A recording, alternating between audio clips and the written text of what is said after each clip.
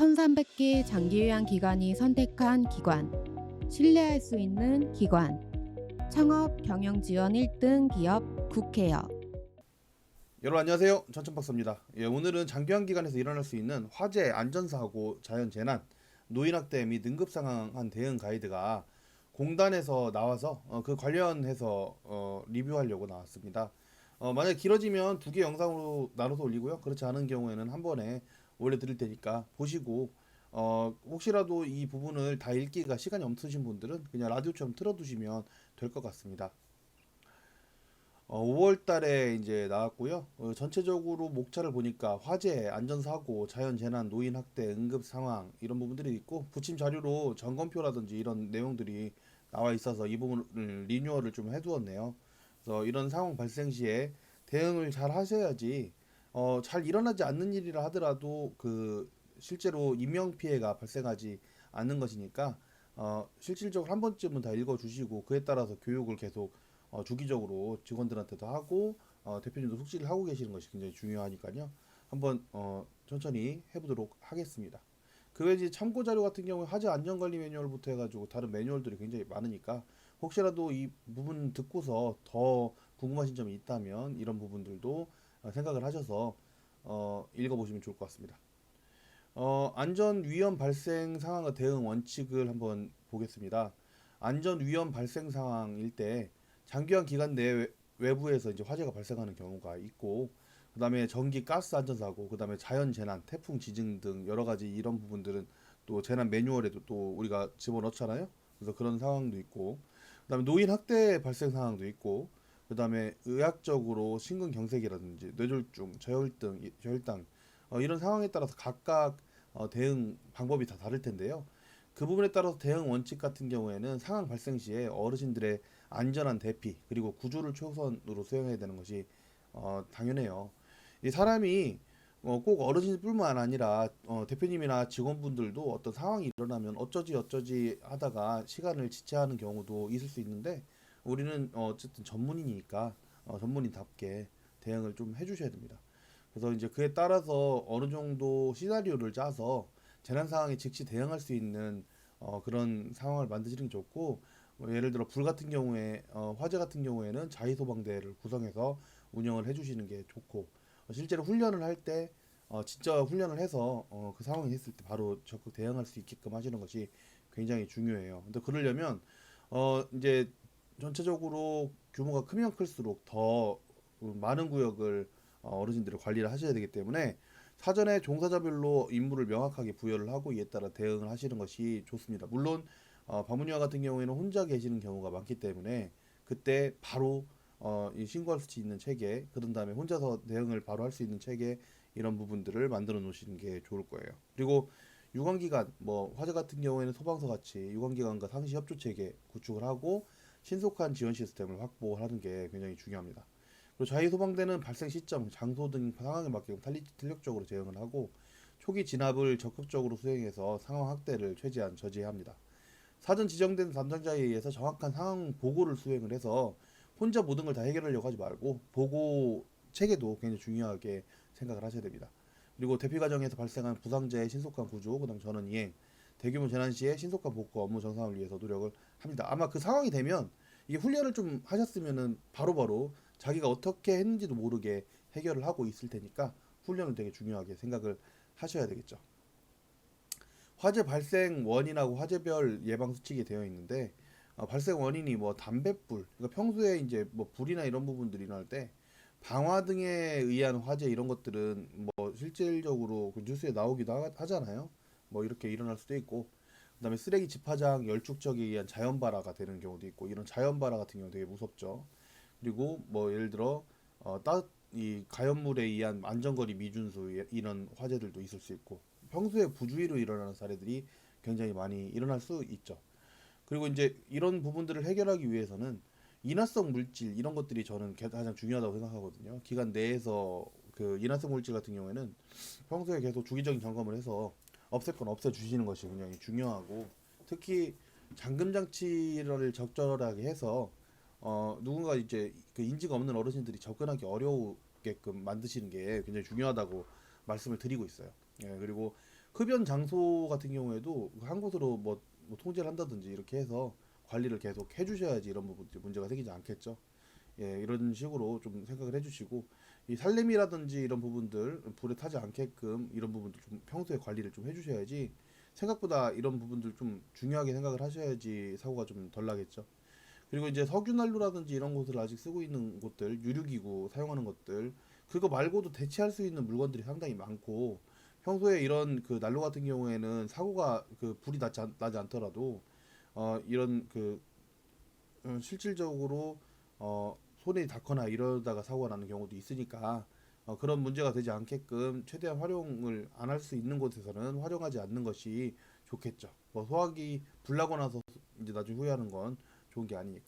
전열기구 같은 경우에도 과부하에 의해서 화재가 많이 발생하는데 예를 들어서 잘 안 타는 재질로 만들어지긴 합니다. 예, 그렇긴 한데 그렇다 하지만 그 뭐 예를 들어 전기장판이라든지 이런 부분들 만약에 활용하는 부분들이 있다면 그것 때문에 화재가 날 수도 있고요. 콘센트도 너무 저렴한 것을 사용하거나 이게 너무 많은 것을 꽂으면 허용전류 초과로 발생할 수 있는 것들이 있을 수 있고 노후된 전선에서 또 생기는 전기화재들도 있을 수 있습니다. 이런 부분들 같은 경우에도 불필요한 것들을 최대한 안 쓰는 게 좋고요. 그 다음에 최대한 먼지라든지 이런 부분들을 없게끔 해주시는 게 좋고 전선도 규격 전선, 그다음 노후선 배선 교체 등을 계속 하시는 게 좋아요. 그래서 이제 이 부분 어떤 부분들을 말씀을 드리고 싶냐면 실제 이런 물건들을 살 때 예산을 좀 미리미리 잡아두셔야지 리마인드가 돼요. 그렇지 않으면은 그때그때 그 이게 체크를 잘 안 하는 습관이 돼 있다면 체크를 잘 안 하시거든요. 그래서 그런 부분도 좀 좋고요. 그다음에 이제 매월 정기안전 점검이라든지 가스 점검 이런 거 하실 때 좀 제대로 체크를 하시면 문제가 안 돼요. 근데 이제 서류만으로 그냥 보관하시면 좀 문제가 있을 수 있다라는 거 생각을 해주시면 좋을 것 같습니다. 그래서 이 매뉴얼 같은 경우에는 매뉴얼대로로만 그냥 놔두면 그저 종이 쪼가리밖에 안 되고요. 매뉴얼대로 실시를 할 수 있는 만큼 해 주시는 것이 실질적으로 안전 도움이 될 것이다. 이렇게 좀 말씀을 드리고 싶습니다. 네, 화재 시 발생을 하면 어떻게 대응을 해야 될까요? 일단 소방서에 먼저 전화를 하셔야 되겠죠. 그다음에 경보 전파 자동화재 속보 설비가 자동으로 연결이 돼서 불이 나면은 자동으로 연결이 또 되긴 하거든요. 그래도 이제 또 따로 전화를 하고 그다음 초기 소화를 소화기 등이나 그다음에 투척용 소화기 이런 거 좀 빨리 하시고 어르신들은 빠르게 대피를 시키셔야 돼요. 왜냐면 생각보다 그 몸이 움직이기 어려우신 분들이기 때문에 그래서 최대한 빠르게 전개해서 한 사람도 남지 않게끔 이게 왜냐면 공포가 지배를 하거든요. 불이 나기 시작하면. 그래서 그렇기 때문에 훈련을 했다고 하더라도 일반이잖아요, 우리도. 그렇기 때문에 참 어려울 텐데, 그러니까 공포가 지배를 하기 전에 빨리 이 초기 대피 활동을 하셔야 됩니다. 그렇게 하고 초기 진화 작업하고 소방대 도착 시에는 그 부분들을 소방대 이제 얘기를 하기 시작하면 소방대장한테 얘기를 하고 그 지시에 따라 움직이셔야 돼요. 뭐 개인적인 생각하지 마시고 그냥 소방대장이 하라는 대로 그냥 움직이시는 것이 좋습니다. 예, 그리고 이제 화재 진화 이후에는 어쨌든 이면 파해가 발생을 하지 않았는 게 좋았지만 만약에 했다면 부상자 확인이라든지 이런 부분들 확인해서 어 어쨌든 이 부분 같은 이후에는 직접적으로 뭘 어떤 걸 하는 게 아니기 때문에 소방대 지시에 의해서 모든 그 지원들을 받으면 되겠죠. 그래서 이제 불이 나는 경우 당연히 이렇게 하실 거예요. 불이야. 예, 그다음에 신고를 누군가 하실 거고 숨지 말고 바로 도망가셔야 돼요. 이게 어르신들이 이런 행동을 하실 수 있거든요. 무서워서. 예, 근데 이 어르신들뿐만 아니라 우리도 그럴 수 있어요. 예, 그럴 수 있기 때문에 뭐 배운 대로만 한다 이렇게 좀 생각을 하시면 좋을 것 같고요.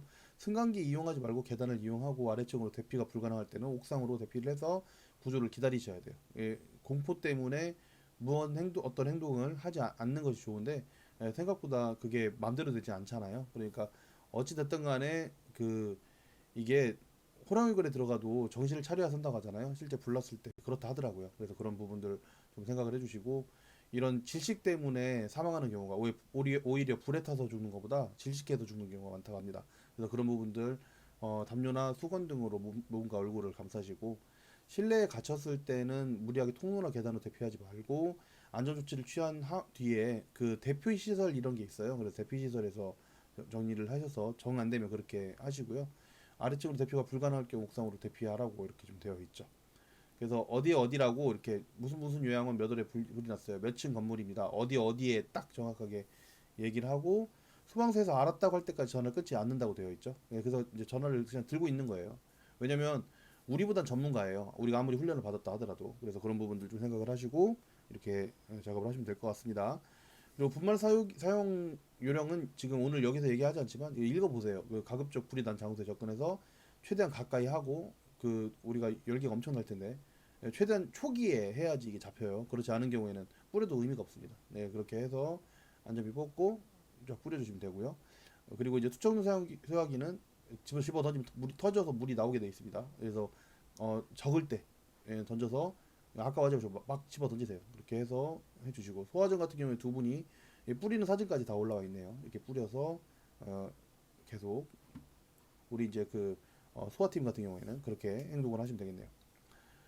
자, 그래서 소화전 같은 경우에는 노즐을 꺼낸다. 그다음에 호스에 접힌 물이 없도록 쭉 펼쳐서 화재 위치로 끌고 간다. 한 명은 노즐을 가지고 화재 부위를 조준하고 한 명은 소화전의 위치에서 개폐 밸브를 개방을 준비한다.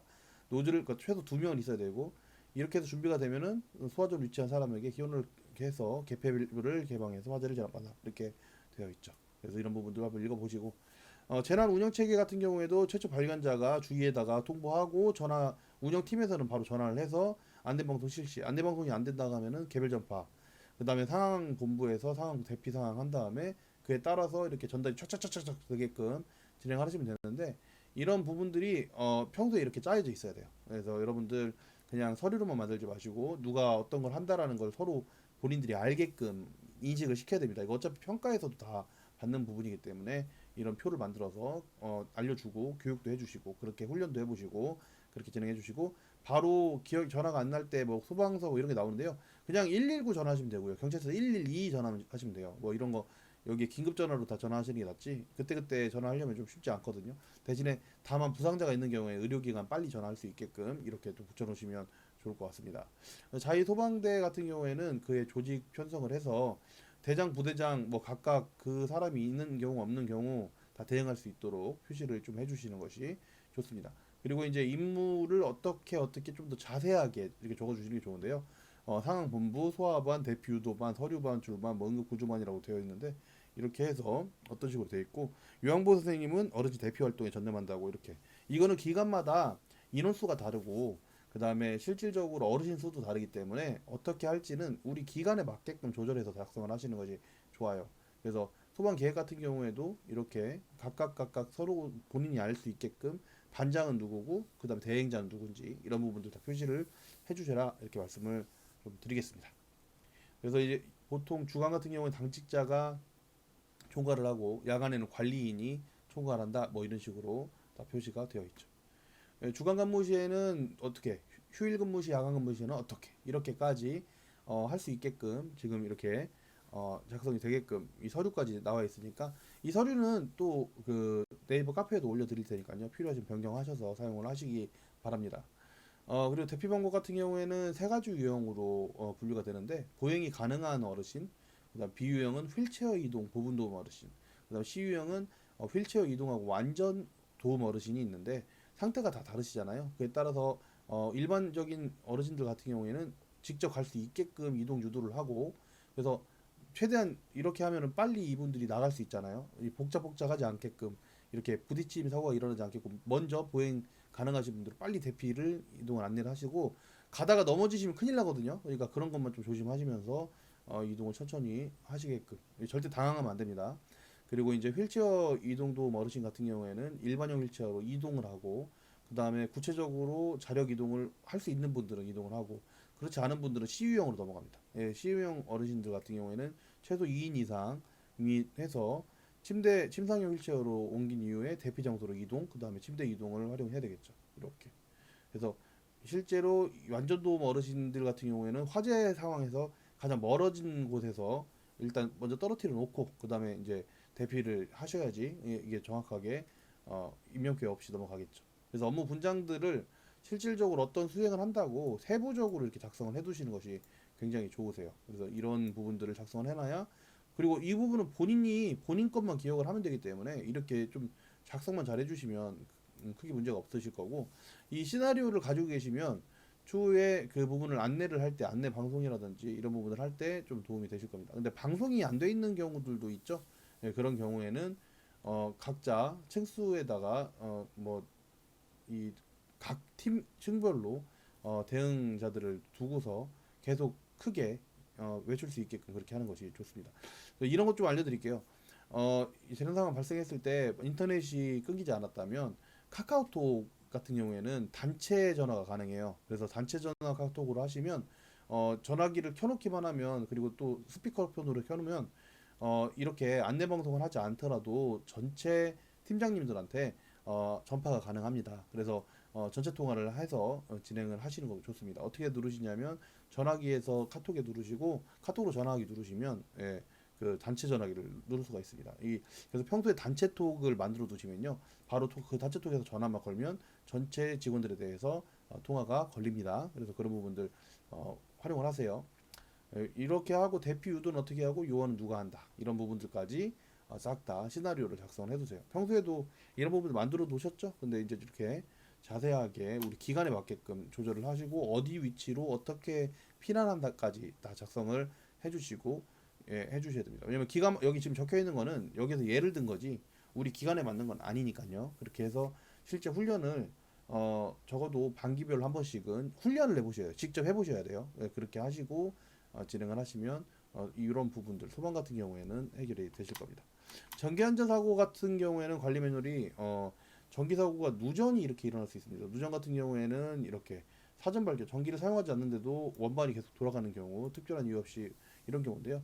보통은 일반적으로 누전되는 경우에 떨어지죠. 이 전기가 떨어집니다. 그래서 그런 부분들이 있기 때문에 자주 떨어진다면 전기안전점검 원래 주기적으로 받으시는 거를 이때 한번 받으시는 것이 좋으십니다. 그래서 전기안전공사에서 하거든요. 그래서 전기안전공사 또는 123으로 즉시 연락을 해서 그 더 큰 사고가 발생하지 않게끔 하시는 게 좋아요.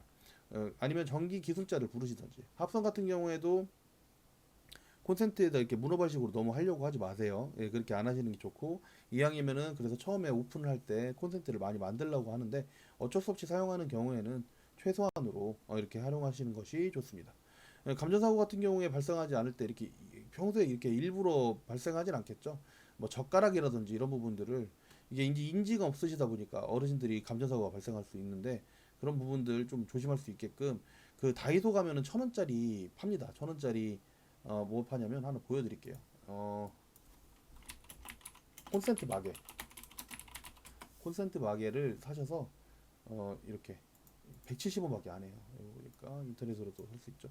콘센트 마개를 사셔가지고 다 꽂아 놓으세요. 이거는 평가 때도 보거든요. 예, 그러니까 이 부분은 안 쓰는 마개들은 하셔가지고 이렇게 인지 없는 분들이 꽂아서 감전되지 않게끔 조심하셔야 됩니다. 실질적으로 일반적인 내용들이 여기 나와 있고요. 그리고 우리 시설만 정전된 경우에는 그 누전 차단기 개폐기 동작 여부를 확인해서 이렇게 차단기 올려준다라고 대응을 하고, 그리고 이제 뭐 그렇지 않은 경우에 기술자 많아요. 기술자 한 분 정도 전화번호는 알고 계시는 것이 좋고요. 아니면 아까 말씀드린 123으로 전화하셔도 됩니다. 그리고 이제 차단기 올려도 바로 다시 내려갈 경우에는 뭔가 문제가 있는 거죠. 그런 경우에는 가전업체 AS를 하고 하나씩 하나씩 전기를 빼보시는 것도 굉장히 중요해요. 예, 그리고 이제 이런 폭우로 인해서 그 재난 발생 시 행동 훈련, 이런 전기나 정전 이런 것들 생길 수 있잖아요. 그래서 이런 것들 전기 공급을 차단해야 될 때들 같은 경우에는 빨리 차단을 해서 진행을 하시면 좋겠습니다. 벌써 이런 재난 발생이 있는 경우에는 우리는 대피를 하고 있겠죠. 그렇지만 그래도 가전이나 이런 부분들은 살려야 되기 때문에, 예, 그 내릴 거 내려놓고 그다음 대피를 하세요. 이렇게 물 있는 곳에서 전기 접촉이라든지 침수된 가전제품 이런 것들 문제가 될 수 있으니까 조심해라 라고 계속 나와 있습니다. 그래서 트래킹, 절연, 노화, 단선 상태 다 전기 안전에 대해서 대응 유령이 나와 있습니다. 가스 안전 사고 같은 경우에는 가스 안전 점검을 계속 받으시는데요. 이게 습관상 잘 잠그고 이런 경우에는 문제가 없는데, 일단 가스 같은 경우에는 어디서 많이 나올까요? 중간 밸브, 예, 이런 부분들에서 많이 나오겠죠. 이거 어떻게 했냐면 이게 이제 비용이 뭐 그렇게 많이 들어가지 않습니다. 뭐 예, LPG, 예, 자동 가스 차단기 이런 거 사세요. 이런 거 5, 6만 원이면 사거든요. 이거 설치하면 자동으로 꺼져요. 자동으로 꺼지니까 사람을 본인 자신을 그 생각을 믿지 마시고 이런 걸 사서 꽂아 놓으면, 설치를 해 놓으면 기존에 있는 그 가스에도 설치할 수 있습니다. 설치하면 자동으로 그 닫혀요. 그렇게 해서 이런 부분들 누수가 되는 부분들 문제가 되지 않게끔 하고요. 이게 이제 무색무취이다 보니까 가스가 냄새 이거 가스 냄새인데라고 딱 느끼는 순간 좀 이게 좀 많이 나온 거거든요. 그래서 이런 경우에 큰 문제가 생길 수 있기 때문에 이런 부분들 미리미리 준비를 저렇게 돈을 쓰긴 써야 됩니다. 5, 6만 원 정도는 쓸 수 있죠. 이렇게 해서 하시고 가스가 누출되면은 터져버리면 이거 큰일 나는 거죠. 그래서 그 전에 좀 문제를 막아주시고요. 그래서 이제 환기가 되게 중요하죠. 그래서 이런 부분들이 가스가 새지 않았는가 확인을 하고 환기시키는 안전수칙을 생활을 한다고 하는데 이거보다는 이거 한 5, 6만 원 쓰시는 게 훨씬 낫습니다. 불꽃 점화 사용 후에 이렇게 잠그다 밸브 잠근다 이런 거는 습관이 돼 있을 수 있는데 이게 사람이 헷갈릴 수도 있는 거예요. 잊어버릴 수도 있는 거니까 이 밸브에다가 5만 원짜리 6만 원짜리 기구를 설치해라 이런 얘기를 하는 겁니다. 이제 대응 활동 같은 경우에는 뭐 저장 탱크 가스 그다음에 가스를 흡입했을 때 LPG로 동상을 입은 경우 화상을 입은 경우 가스 공급을 차단하고 뭐 이럴 때 많지 않은 내용이기 때문에 그냥 쭉쭉쭉쭉 읽어보시면 되겠습니다. 특히 LPG 시설 같은 경우에는 가스 시설이 유실되거나 가스 용기가 물에 잠기가 되니까 장마철 같은 경우에는 좀 조심을 하시고 점검을 꼭 받으신 다음에 사용을 하시라고 말씀을 좀 드리고 싶고요. 침수 후에 점검을 받지 않은 상태로 가스보일러 사용하는 건 되게 위험한 것이다. 이것만 알고 넘어가시면 되겠습니다. 가스 누설 경보기라고 하는 부분들도 이렇게 설치가 되어 있으면 그 부분을 확인해서 차단 벌브가 자동으로 잠기게끔 하는 이런 장치들이 요즘에 5, 6만 원이면 된다는 거 이런 말씀을 드리는 거예요. 자, 그리고 이제 그 자연 재난에 대해서 관리 매뉴얼도 나오는데요. 강풍 같은 경우에 유리창이 깨지는 경우도 있고, 그 다음에 그 외에 그 이것 때문에 어르신들이 다치는 경우도 있고요. 호우 같은 경우에는 침수, 범람, 산사태, 시설 파괴가들이 있을 수 있어요. 근데 이제 시내 중앙에 있는 곳들은 이렇게 크게 많지는 않을 수 있는데, 뭐 이거는 재난이라는 부분은 어떻게 언제 어떻게 일어날지 모르는 거고요. 요즘 같은 경우에는 지진, 해일도 참 그 내륙도 많이 발생하고 있어요. 그렇다 보니까 시설 붕괴라든지 화재 발생, 폭발 위험성 이런 것들 좀 조심하셔야 되고요. 그다음에 이제 그 태풍 빈발식이나 이럴 때 감시 활동 하시고 항상 고민을 해보셔야 됩니다. 어떻게 대응을 할지 이런 부분들. 그래서 우려 지역 같은 경우에는 그냥 어떻게 해야 될지 꼭 고민을 하시고 일을 진행하시는 것이 굉장히 중요하다라고 말씀을 하고요. 경계 단계 오렌지, 그다음에 심각 단계 레드 이렇게 해서 이렇게 하면 보통 경보 안내가 다 나오죠. 요즘 휴대폰으로. 그런 부분들 대응을 하시면 되고 그리고 대피 활동이라든지 이런 부분들 같은 경우 직결지를 미리 선정해야 됩니다. 미리 선정해 두셔야지 그 재난 발생에 따른 직결지로 1차, 2차 직결지를 만들어 두셔야 돼요. 이 기간마다 다 다르기 때문에 이거 안 하면 굉장히 어버버됩니다. 그래서 대피 활동 한 번씩 훈련을 하실 때 직결지를 선정해서 어디서 모이고 어디로 도망간다 이런 것 좀 잘 하시고요. 대피 활동 조치 같은 경우에는 화재랑 마찬가지입니다. 이것도 카카오톡 전화로 할 수 있으니까 그렇게 대피 활동을 하시고 그다음에 이체 재난 발생에 대한 그 예방 조치도 해주시고요.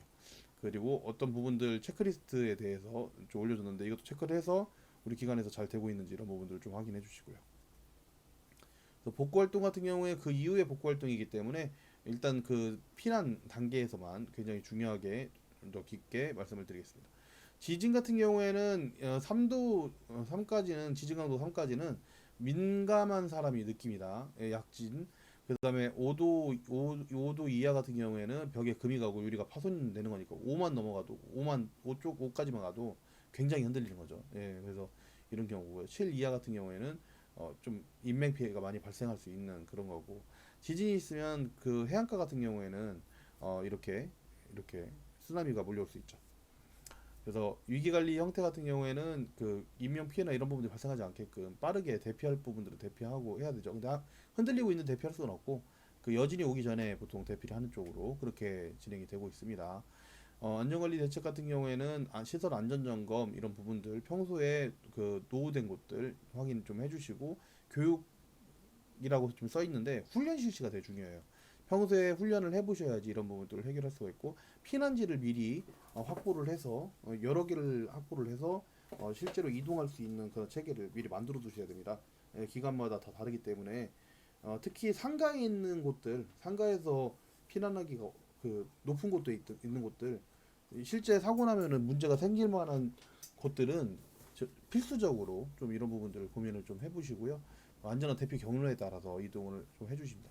그리고 재난 발생 상황 지속적 인지 같은 경우에는 직원들만큼은 진짜 전문적으로 인지를 하셔야 돼요. 그래서 이거는 평가할 때도 말씀을 드리는데 어, 계속 그러니까 완전히 달달달 외울 정도로 재난 상황 인지를 하게끔 하고요. 그다음에 행동 요령이라든지 이런 부분들도 시나리오를 짜서 똑같이 대응을 합니다.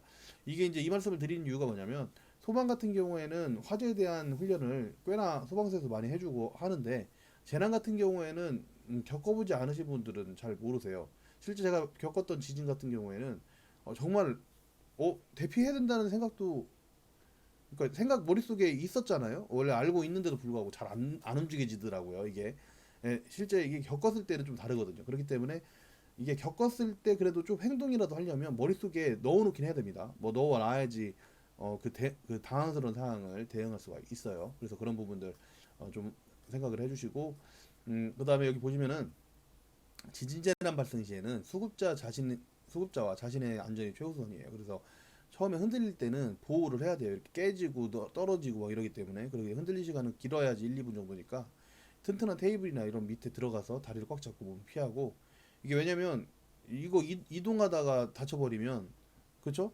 예, 그 어르신도 대응하기 힘드니까요. 예, 이렇게 좀 생각을 하고 불 났을 때도 더 커지기 전에 어떻게 이거 안 돼요. 어떻게 할 생각도 하지 마시고 바로 불을 꺼야 됩니다. 예, 쬐깐했을 때 작을 때 꺼야 됩니다. 이런 거. 지진 발생 시에 불을 끌 때는 세 번인데 첫 번째는 크게 흔들리기 전에 흔들릴 작을 때마다 불을 꺼라. 지진이다 불을 꺼라. 누군가가 얘기만 한 명만 해주면 맞다. 흔들리기 딱 멈췄을 때 만약에 불이 붙었다. 그러면 바로 불을 꺼라. 세 번째 바로 직후. 이때 아니면 불이 커지면 실제 끄기가 어렵다라는 겁니다. 이렇게 해놓고 나가기만 해도 시간이 꽤 있어요. 그래서 이렇게 이게 이제 첫 번째 떨어졌을 때 딱 사고가 나버려서 내가 뭐 의식을 잃는다 이런 상황이 아니라면 초기에 좀 대응을 하는 것이 굉장히 중요합니다.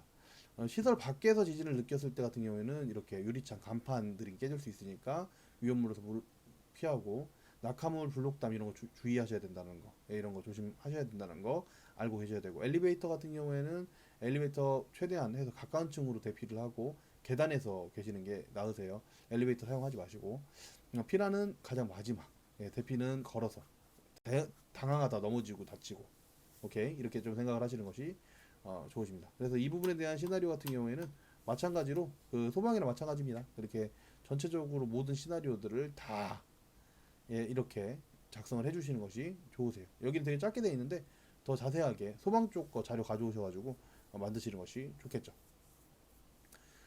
자 여기까지 끊어서 가겠습니다. 끊어서 가고 다음 시간 그 노인 학대 관련해서 이어가도록 하겠습니다. 감사합니다.